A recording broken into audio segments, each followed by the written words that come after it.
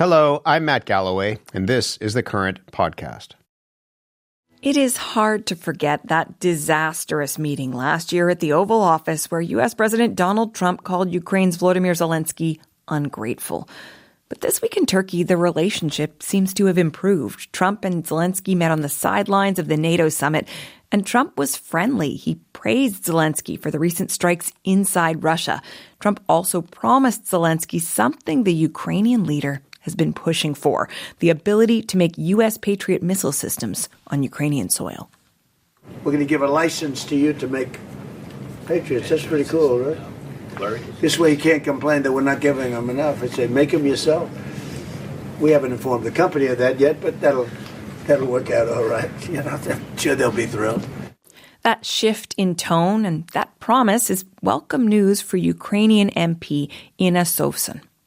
The big question here is why this change of communication has happened. My reading of the situation is, of course, there are some Ukrainian supporters amidst the administration that, of course, have been working apparently with President Trump as well.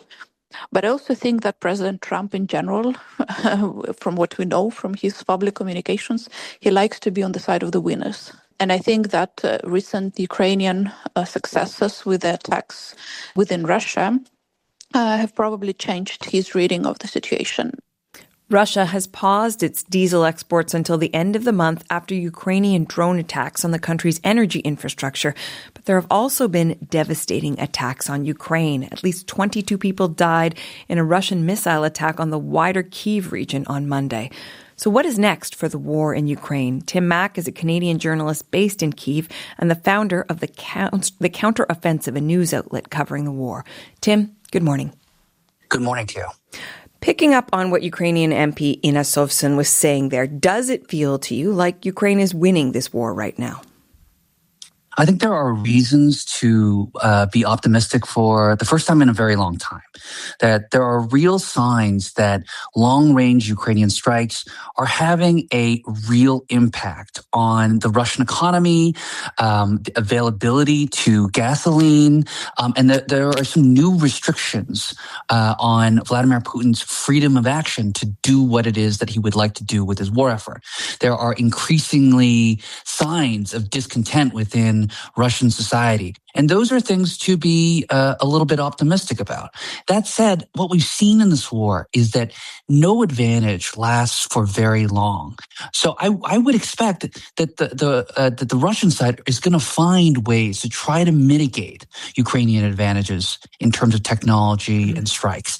And that while Ukraine is taking advantage of this window, so much innovation is happening on the battlefield here that it's not a given that the current trajectory is going to maintain.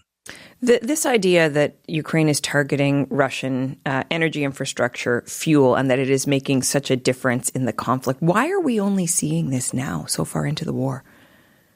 Well, firstly, Ukraine didn't have a long-range missile program until the war began. It's been quite astonishing to see the sudden birth of a long-range Ukrainian drone strike program. This is just something that they created over a very short period of time. I mean, the war has been going on for 4 years, but to be honest, most European, the American, Canadian missile programs take many, many, many years to develop, test, and implement. The Ukrainians have had to do that on the fly. And they've been able to develop a solution that takes advantage of what has been traditionally Russia's real advantage, which is the depth of its territory, the size of the country. But when you start to develop long-range strikes, what you realize is it's very difficult to defend all of the refineries and all of the infrastructure that's spread out across this vast, vast country. You just don't have, the Russians don't have the air defense capabilities to defend everything at the same time. And the Ukrainians are picking and choosing, based on their intelligence, how to strike various oil refining infrastructure sites, to the point now that more than 40% of Russian oil refining capacity has been disrupted in one way or form. Volodymyr Zelensky said earlier this week that Russia is losing 30,000 troops a month while making no territorial gains. What do we know about how accurate that is? Well, it tracks in line with the kinds of intelligence that not only the Ukrainians have been pushing out there, but the Brits and the Americans have also been talking about. We've been talking about casualties in excess of 1,000 per day. That's dead and wounded and missing on the battlefield on the Russian side. That's been rising slowly, but it's been consistent. This isn't just a sudden development. The war in Ukraine has become this terror zone of drone attacks where, 80, 90% of deaths and casualties now are basically pilots from many, many miles away, flying in specific drones and striking almost like targeted mortars, targeted artillery, and striking with deadly accuracy. The nature of warfare itself has changed. I worry sometimes that folks in the rest of Europe, in Canada and the United States and other allies are not fully appreciating just how dangerous these technologies are. Talk to us about what the mood is like in Kyiv, because on the one hand, you and I have talked about, the sense that there is some progress being made, although I take your point to sort of temper expectations around it. But of course, there were those the Russian air assault on Kyiv on Monday, a day before the NATO summit started. Is there a sense of optimism, trepidation? How would you describe the mood? Well, there's the good and the bad, right? The battlefield successes and the continued long-range strikes on oil refining that we talked about that's creating gas shortages across Russia and really limiting the Russian war machine. But at the same point, Ukraine has, from what we can tell, either run out of interceptor missiles or gotten very, very low on them. In a recent strike, there were dozens of missiles headed towards Kyiv and not a single one of them was shot down. And what that means is that the skies are open for Russian attacks. And that's a really scary thing. It's one thing to know that there are drones flying around that are being shot at and shot down. But when you understand that the Russian arsenal of missiles, there are essentially no counters to that right now, it's a sort of terrifying development. When it comes to developments, Donald Trump promised Kyiv that they would be allowed to build Patriot missiles in Ukraine. How significant a development would that be? I think that's significant, but it's a medium-term and long-term significance. Even if the deal was agreed to, which it hasn't been. I mean, there's been some approval at the political levels, but remember that Patriot interceptors are made by private companies who own that IP. They're going to have to be looped in on that, and then a lot of regulations are going to have to be worked through. Not to mention that once you have the license to produce these interceptors, it takes years to spin up production and manufacturing of them. So this is really something that we're talking about for years down the line. It's not going to help close the skies over Ukraine, which is desperately needed right now in order to protect civilians who are being attacked by missiles that Russia's launching. And what is the best hope for addressing that? Obviously it's the international community. Well, it's a real problem, and it stems from a worldwide shortage in some of these interceptor missiles.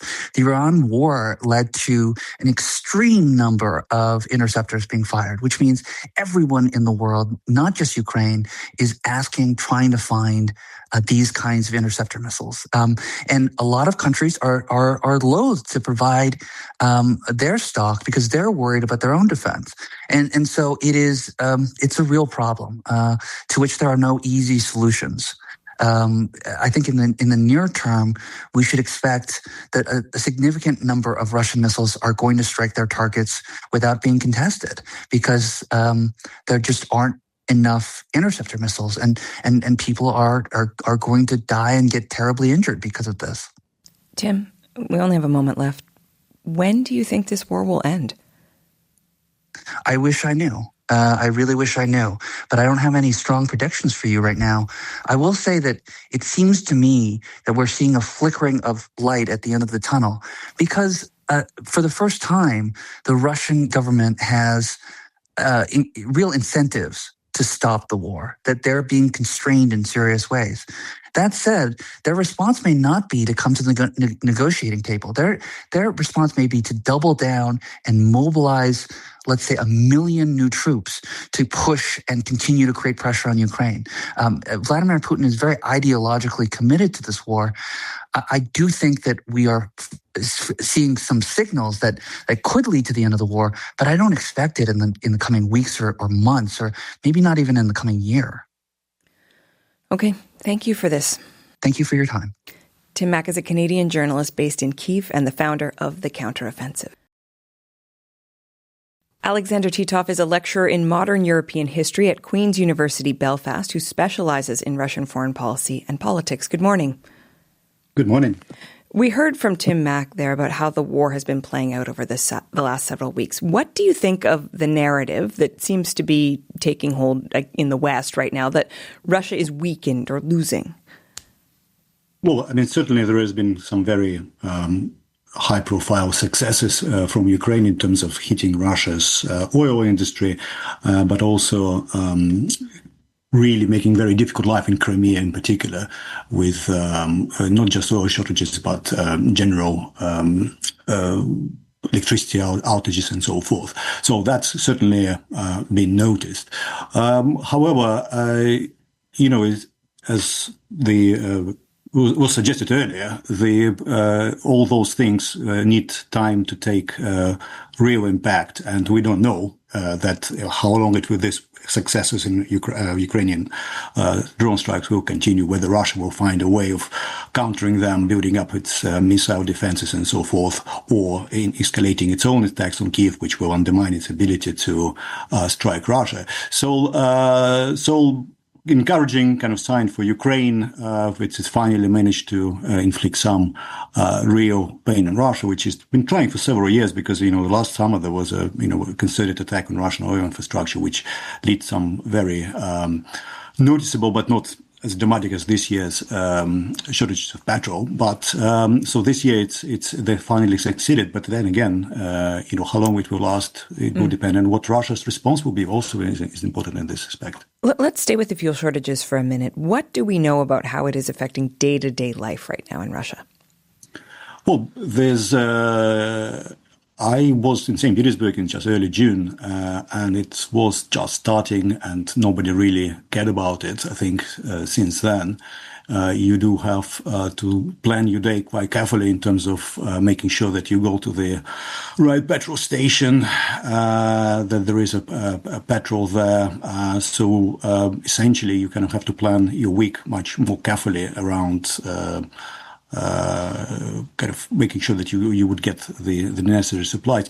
The people I've spoken to, they say it's a major nuisance. There's nothing, it doesn't kind of collapse their life by any means, but it's certainly a major nuisance that they have to, think ahead where they're going to do it and when they're going to do it, and maybe do refilling of the petrol car. I mean, every few days rather than once a week as used to be before. So yeah, it's definitely noticeable. This comes at the time of some recent polling by Gallup, which suggests that Russians are more pessimistic about the state of their economy than any time in the past 20 years. 60% of respondents said economic conditions where they lived were getting worse. How much is that pessimistic mood translating into actual anti-Putin sentiment? Well, yeah, I think that's what impression I got as well, that, there's a lot of pessimism about economic prospects. The link between, anti-government feelings and economic difficulties is not direct in Russia. And, they limit, there are very strict limits on how much you can protest and so forth.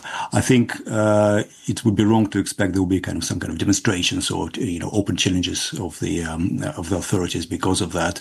Authorities are also aware of it, and they will be looking out for signs and try to nip them in the bud before they become too dangerous for them. I would say it's more of a question of managed decline over a long time, rather than a sudden collapse in economic conditions. So there's definitely a recession in civilian sector coming because they're spending so much money on the military-industrial complex and the army that they have to pare back in the other sectors. But it's not as dramatic. I mean, really, I wouldn't say that there is any major changing life conditions sudden, like it used to be like during the collapse of the Soviet Union. It's nothing like that at all. Life is quite pretty normal still.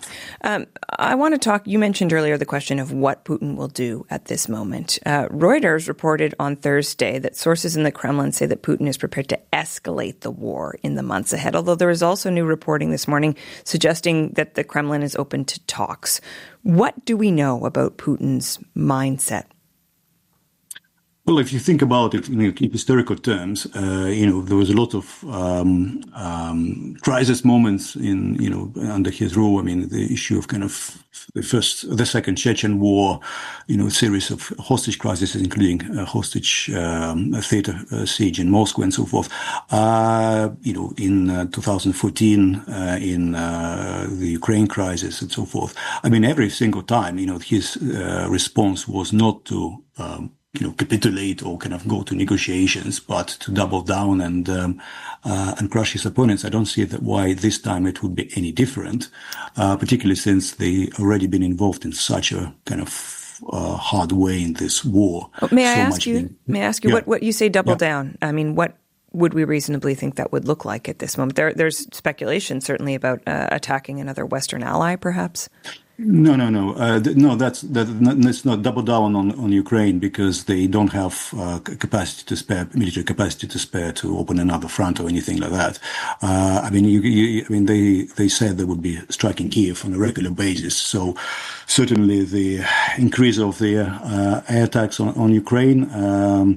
I would say that they would continue with the offensive in Donbass and Zaporozhye, which they've been conducting in the last few weeks, a few months, claiming to have captured a major town in Konstantinivka and so forth. So I think it would more the same, and strengthening their own air defense system. So hitting Ukraine harder, continuing with the ground offensive, and trying to protect the interior with better air defenses. Given that there is so much at stake for Putin here, can more pressure from the international community really ultimately get him to back down, do you believe?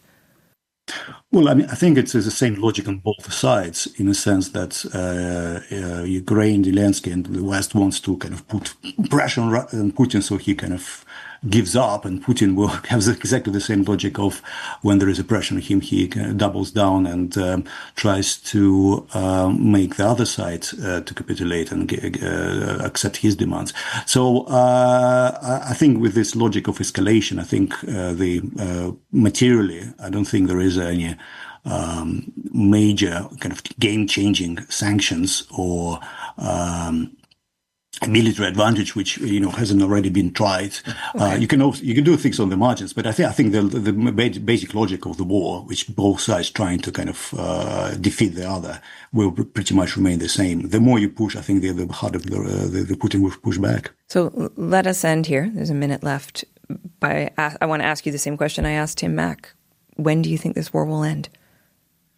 Every single year, I think it's the last year, and then it continues and continues. So I think I would say, at least another year, before something really kind of material happens.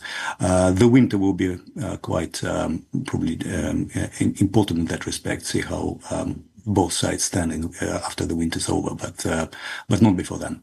Okay. Thank you very much for this conversation. Thank you. Alexander Titov is a lecturer in modern European history at Queen's University Belfast. He specializes in Russian foreign policy and politics. You've been listening to The Current podcast. My name is Matt Galloway. Thanks for listening. I'll talk to you soon.